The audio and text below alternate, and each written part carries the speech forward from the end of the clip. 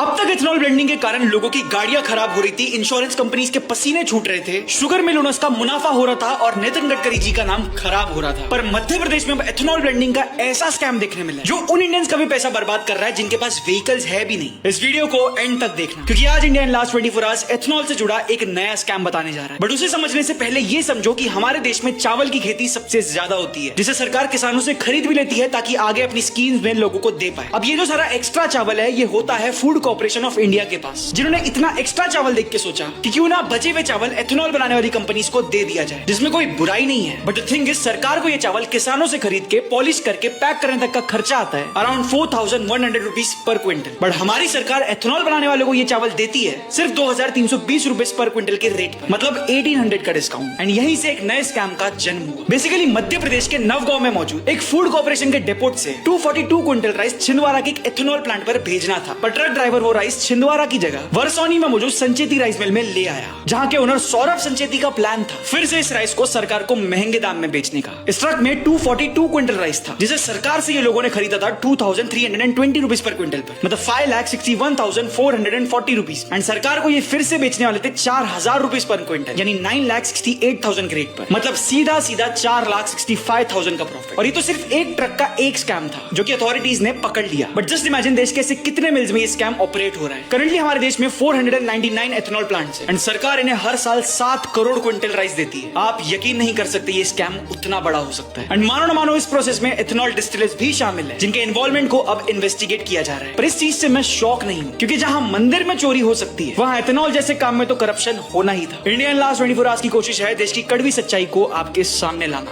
अब तक जिसकी भी गाड़ी एथेनॉल के कारण खराब हो रही थी वो वीडियो बना के इंटरनेट पे डाल रहा था, नितिन गडकरी को गाली दे रहा था और मीम बना रहा था। पर रायपुर के इस डॉक्टर ने E20 के खिलाफ सीधा कोर्ट केस कर दिया। और आप यकीन नहीं करोगे, बट वो पहला ऐसा सिटीजन बना जिसने E20 के खिलाफ केस जीता हो। ये पूरा ट्रायल अपने आप में ही काफी इंटरेस्टिंग है, बट इस वीडियो को एंड तक देखना क्योंकि एंड में मैं आपको बताने वाला हूं कि कैसे इस केस में एक प्लॉट ट्विस्ट आने वाला है। पर उससे पहले ये समझो कि 31 मई 2024 को रायपुर में रहने वाले 41 इयर्स के डॉक्टर प्रेमराज देवता ने 18 लाख की Maruti grand Vitara hybrid Zeta plus खरीदी, जिसकी वारंटी 2029 तक थी। पर सिर्फ 6 महीने के अंदर ही देवता जी को गाड़ी की माइलेज में एक मेजर ड्रॉप दिखा, परफॉर्मेंस भी काफी पुअर हो गई, जिसके कारण उन्हें बार बार सर्विसिंग करवानी पड़ रही थी एंड इस चीज का उनका खर्चा बढ़ गया। देवता जी काफी कंफ्यूज थे क्योंकि उन्हें गाड़ी E20 कंपैटिबल बोल के बेची गई थी। एंड जब इस चीज की कंप्लेन लेके वो मैन्युफैक्चरर एंड डीलर के पास पहुंचे तो उन्होंने सीधा हाथ खड़े कर लिए और कहा कि आपकी गाड़ी E20 नहीं बल्कि कंटामिनेटेड फ्यूल के कारण खराब हुई है, इसलिए आपको वारंटी नहीं मिलेगी। सोल्यूशन ये है कि या तो अपनी गाड़ी 12 लाख में हमें रिटर्न बेच दो या फिर 5 लाख देके नए पार्ट्स लगाओ। अब इस डिनायल के बाद देवता जी ने सोशल मीडिया पे रोने की जगह सीधा कोर्ट जाना सही समझा एंड ये उनके लिए एक फायदे का सौदा रहा, क्योंकि कोर्ट ने नोटिस किया कि गाड़ी मैन्युफैक्चर हुई थी जनवरी 2023 में पर कस्टमर को बेची गई 15 महीने बाद 2024 में एंड इसी के कारण इसमें E20 रिलेटेड इशू आए हैं। फिर इस चीज को मद्देनजर रखते हुए कोर्ट ने फैसला देवता जी के पक्ष में सुनाया एंड डीलर एंड मैन्युफैक्चरर को कहा कि उन्हें 45 डेज के अंदर देवता जी को एक नई E20 कंप्लाइंट गाड़ी देनी होगी। उसके साथ साथ उनका टाइम वेस्ट करने के लिए उन्हें 1 लाख रुपए भी देने होंगे। अब इस केस में तो कस्टमर की जीत हो गई एंड E20 का इशू पहली बार लीगली हाईलाइट हुआ। एंड आप में से भी कई लोग इस वीडियो को देखने के बाद सोच रहे होंगे E20 के अगेंस्ट केस करने का, बट ऐसा